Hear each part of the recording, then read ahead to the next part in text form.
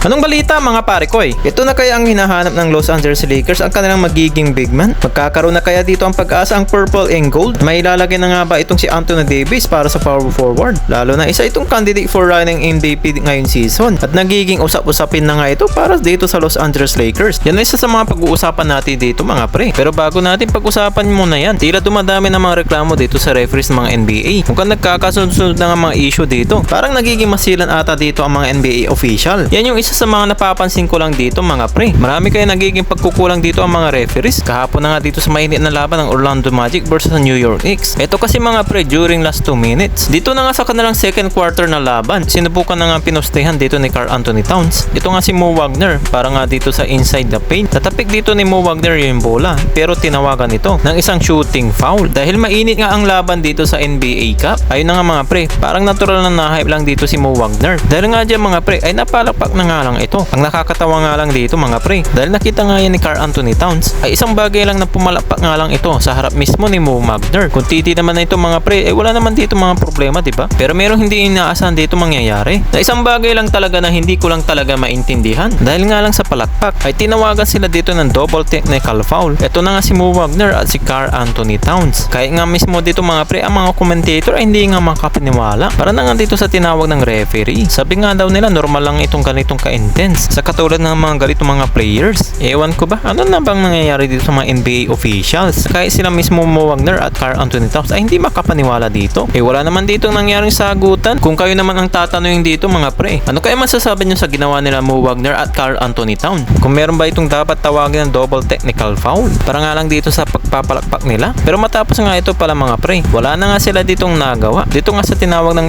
NBA referee, habang natapos naman ang laban nila na magawang manalo naman ang New York Knicks sa final score na 121-106. Nanguna naman dito si Karl Anthony Towns with 23 points. At samantalang naman si Jalen Brunson with 29 points. Habang si Mikal Bridges with 19 points. Para naman dito sa team ng Purple and Gold, ang isa pang ulit na player na maaari pang makakapagpalakas dito sa kanilang team, ay ito na nga sinasabi nila ng pagdagdag na kanilang starting center. Para na nga dito sa team ng Los Angeles Lakers. At maaari nga nila itong gawin na starting center. Dahil nga mga pre, ito nga si Christian Coloca ay hindi nga nila nilalagay dito sa kanilang starting center. Siguro isa sa mga kadahilanan niya ay maaaring bago nga lang ito sa kanilang team. At ang pinakamalaking rason din dyan, matagal na panahon nga ay na hindi nga ito nakapaglaro. Kaya isa sa mga bagay nga na kailangan pa rin ng Los Angeles Lakers ng isang big man. Dahil noong mga nakaraang panahon lang ito yung mga bagay na pinaplano ni JJ Redick na ilalagay nga ito si Anthony Davis bilang power forward. Isa sa mga plano dito ng Los Angeles Lakers na kukunin na center, ito nga si DeAndre Ayton. Ayon na nga dito sa Sport Illustration, ay sinasabi dito na magkakaroon ng blockbuster na trade itong Los Angeles Lakers. Kasama nga itong si Andre Ayton at si Kobe Buffkins. Kapalit naman si D'Angelo Russell, Jared Vanderbilt at Gabe Vincent na may kasamang 2025 first round picks. Tingin ko magiging maganda naman ang trade na ito para sa Los Angeles Lakers. Kayo ba mga pre, ano ba sa tingin nyo at masasabi nyo dito?